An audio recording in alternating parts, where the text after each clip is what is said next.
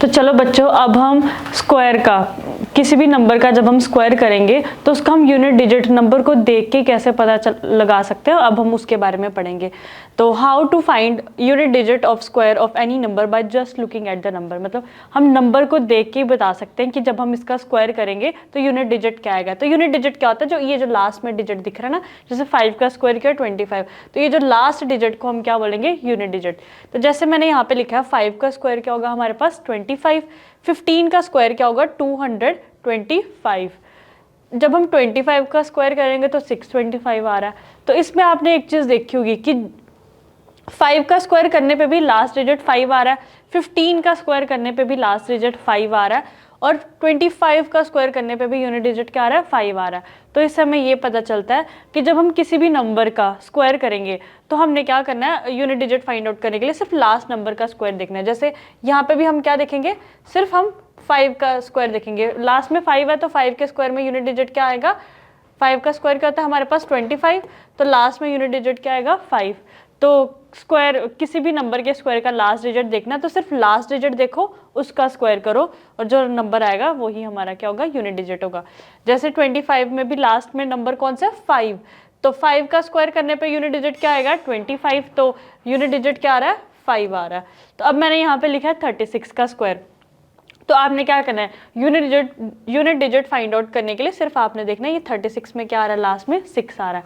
6 का स्क्वायर करने पे क्या आता है 36, 6 का स्क्वायर करने पे क्या आता है 36, और 36 का यूनिट डिजिट क्या है 6। तो सिंपली ये मार्क कर लो।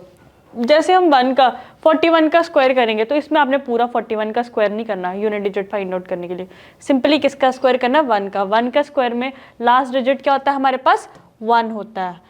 तो अब हम 8 के स्क्वायर की बात करें, जब हम 8 का स्क्वायर, जैसे ये 28 लिखा है, 28 का स्क्वायर करेंगे तो यूनिट डिजिट क्या आएगा, हमने सिंपली क्या करना है 8 का स्क्वायर करना है। 8 का स्क्वायर करेंगे तो क्या होता है, 8 का स्क्वायर करने पे क्या आता है 64 आता है, तो यूनिट डिजिट क्या होगा 4। तो जब हम 28 का स्क्वायर करेंगे तो यूनिट डिजिट क्या आएगा 4 आएगा। अब हम पेज नंबर 5 के क्वेश्चंस करेंगे। क्वेश्चन में क्या बोला, which of the following numbers have the digit 6 in the unit place. Question में क्या बोला है कि हमने पता करना है, ये जो हमें नंबर्स दिए हैं, जैसे 38 का स्क्वायर दिया, 34 का स्क्वायर दिया, 46 का स्क्वायर दिया, ऐसे सारे स्क्वायर करने हमने, और हमने पता करना है कि ऐसे नंबर बताने हैं जिसका स्क्वायर करने पे यूनिट डिजिट क्या आएगा 6। तो 6 यूनिट डिजिट कब आता है, हम किसका स्क्वायर करें कि 6 यूनिट डिजिट आए। तो हम यहाँ से देखते हैं, जैसे 6 यूनिट डिजिट कहाँ पे आ रहा है, जब हम 4 का स्क्वायर कर रहे हैं तब भी लास्ट में कौन सा डिजिट आ रहा है 6 का स्क्वायर कर रहे हैं तब भी लास्ट में कौन सा डिजिट आ रहा है 6 आ रहा है। तो हमने सिंपली क्या करना है कि देखना है ऐसे नंबर जिसके लास्ट में क्या 4 या 6 है, उनका यूनिट डिजिट क्या आ जाएगा 6 आ जाएगा। जैसे यहाँ पे दिया है 38, तो 8 का स्क्वायर करेंगे तो यूनिट डिजिट क्या आएगा 4, तो हमारे पास ये भी आंसर नहीं है। 4, ये 34 है, 34 में 4 देखना है, 4 का स्क्वायर करेंगे तो क्या आएगा 16, तो 16 में क्या आएगा 6 यूनिट डिजिट है, तो ये भी हमारे पास क्या आ जाएगा, वैसा नंबर आ जाएगा जिसके लास्ट में आएगा 6। इसमें 46 है, 46 के लास्ट में 6 है, 6 का स्क्वायर करेंगे तो 36 आता है, तो यूनिट डिजिट क्या आ रहा है 6 आ रहा है, तो इसके लास्ट में भी 6 आएगा। यहाँ पे 56 है, 6 का स्क्वायर करने से भी लास्ट में यूनिट डिजिट 6 आएगा। 74 में 4 का स्क्वायर करने पे भी क्या आएगा, यूनिट डिजिट 6 आएगा। जब हम 82 की बात करेंगे तो 82 में हमारे पास यूनिट डिजिट क्या आएगा, हमने क्या देखना है सिंपली 2 का स्क्वायर, 2 का स्क्वायर क्या होगा 4। तो अब हम करेंगे perfect square and odd numbers की स्टडी। तो यूनिट डिजिट वाला आपको समझ आ गया होगा। तो परफेक्ट स्क्वायर और ओड नंबर में सबसे पहले मैंने लास्ट में बताया था आपको कि परफेक्ट स्क्वायर क्या हो गए, नेचुरल नंबर के स्क्वायर को ही हम परफेक्ट स्क्वायर बोलेंगे, और ऑड नंबर बताया था मैंने आपको। ऑड नंबर क्या होंगे, the numbers that are not divisible by 2, वैसे नंबर जो 2 से डिवाइड नहीं होंगे, जैसे 1, 3, 5, 7 और 9, ये 2 से डिवाइड नहीं हो रहे हैं। तो अब हम परफेक्ट स्क्वायर और ओड नंबर का रिलेशन पढ़ेंगे। तो ये मैंने यहाँ पे लिखा है 2 कॉन्जिक्यूटिव स्क्वायर्स का डिफरेंस लिखा है। कॉन्जिक्यूटिव स्क्वायर्स क्या होंगे, सबसे पहले आपको कॉन्जिक्यूटिव नंबर पता होना चाहिए। कॉन्जिक्यूटिव नंबर होते हैं जो आसपास आते हैं, जैसे 1 के आसपास क्या आएगा 2, तो 2 क्या आ जाएगा 1 का कॉन्जिक्यूटिव नंबर।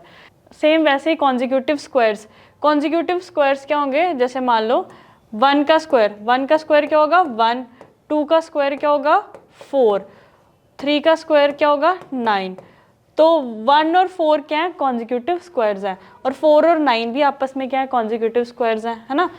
और तो कॉन्जिक्यूटिव स्क्वायर्स होते हैं जो आसपास आते हैं। तो जैसे मैंने कॉन्जिक्यूटिव स्क्वायर का डिफरेंस लिखा, first consecutive square, second consecutive square है हमारे पास 4 और फर्स्ट वाला है हमारे पास 1। जब हम 1 और 4 का डिफरेंस करेंगे तो क्या आ रहा है, 3 आ रहा है। 9 हमारे पास कौन सा कॉन्जिक्यूटिव नंबर है, थर्ड कॉन्जिक्यूटिव स्क्वायर नंबर है। 9 और 4 का डिफरेंस कर रहे हैं तो क्या आ रहा है, 5 आ रहा है।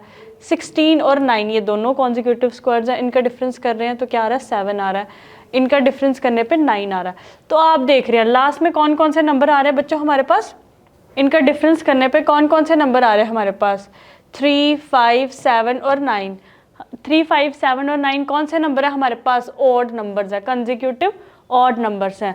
तो इसमें हमने क्या देखा कि हमेशा डिफरेंस जो हमारे पास कंसेक्यूटिव स्क्वायर्स का डिफरेंस होगा वो हमेशा कौन सा नंबर होगा, ऑड नंबर होगा। अब हम यहाँ पे पैटर्न देखते हैं कंसेक्यूटिव ऑड नंबर्स की एडिशन का।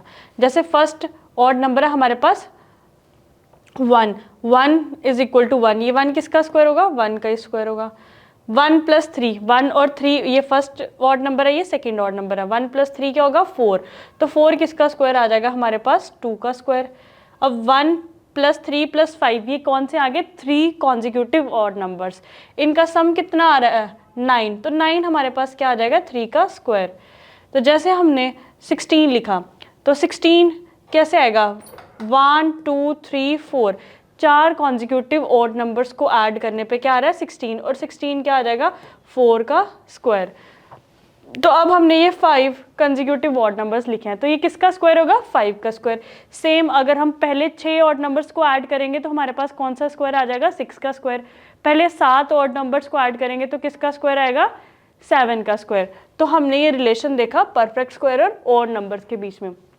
तो मैं आपको एक क्वेश्चन देती हूँ, अगर हम 11 ऑड नंबर को ऐड करेंगे तो उसका आंसर क्या आएगा, 11 का स्क्वायर आएगा ना। तो 11 का स्क्वायर क्या होगा, 121। तो हम बिना कैलकुलेशन के सिंपली हम बता सकते हैं कि ऑड नंबर का सम कितना होगा कंसेक्यूटिव ऑड नंबर्स का। तो यहाँ पे अब मैंने फॉर्मूला लिखा है nth odd number find out करने का। तो जैसे हमें पता है फर्स्ट ऑड नंबर क्या होता है, 1, सेकेंड ऑड नंबर क्या है, 3, थर्ड ऑड नंबर क्या है हमारे पास, 5, फोर्थ ऑड नंबर क्या है, 7। अगर हमें कोई बोल दे 50th ऑड नंबर क्या है तो वो निकालना थोड़ा सा डिफिकल्ट होता है, तो इसलिए एक फॉर्मूला बना है। तो nth ऑड नंबर का क्या फॉर्मूला है, 2n - 1, where n is equal to 1 to infinity. n की वैल्यू कुछ भी हो, 1 से लेके इन्फिनिटी तक कुछ भी हो सकती है। तो जैसे हमने ये फॉर्मूला का यूज़ करके हम कोई भी ऑड नंबर निकाल सकते हैं। तो फॉर्मूला क्या है, 2n - 1। तो जैसे मैंने फर्स्ट ऑड नंबर निकालना है तो n की वैल्यू क्या हो जाएगी, 1। n की वैल्यू क्या होगी बच्चों हमारे पास, 1। तो हमने क्या करना है, यहाँ पे 2n, n की जगह हमने क्या लिख देना, 1, ये मल्टीप्लाई में होगा, -1। अब 2 × 1 हमारे पास क्या होगा, 2, 2 - 1 क्या आ जाएगा, 1। तो फर्स्ट ऑड नंबर हमारे पास क्या आ गया, 1। सिमिलरली जब हमने second odd number find out करना है तो n की क्या वैल्यू होगी, सेकेंड ऑड नंबर में n की क्या वैल्यू होगी बच्चों, 2 होगी। तो हमने क्या कर देना है, n की जगह 2 लिख देना है, -1, ये फॉर्मूले में पुट कर देना है। तो 2 × 2 कितना होगा, 4, 4 - 1 हमारे पास क्या होगा, 3 होगा।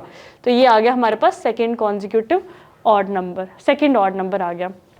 अब अगर क्वेश्चन है find 50th odd number, 50th number पे जो ऑड नंबर होगा वो हमने फाइंड आउट करना है। तो हम कैसे करेंगे, हम सिंपली फॉर्मूले में लगाएंगे, 2n - 1 वाला फॉर्मूला लगाएंगे और n की जगह हम क्या पुट करेंगे, 50 -1। अब 2 × 50 क्या होगा बच्चों हमारे पास, तो मैं आपको एक ट्रिक बताती हूँ, जब भी लास्ट में 0 हो हम 0 से पहले वाला नंबर मल्टीप्लाई करते हैं। 2 5 क्या होगा, 10, और यहाँ पे एक 0 लगा तो वो 0 आगे लगा दो, -1।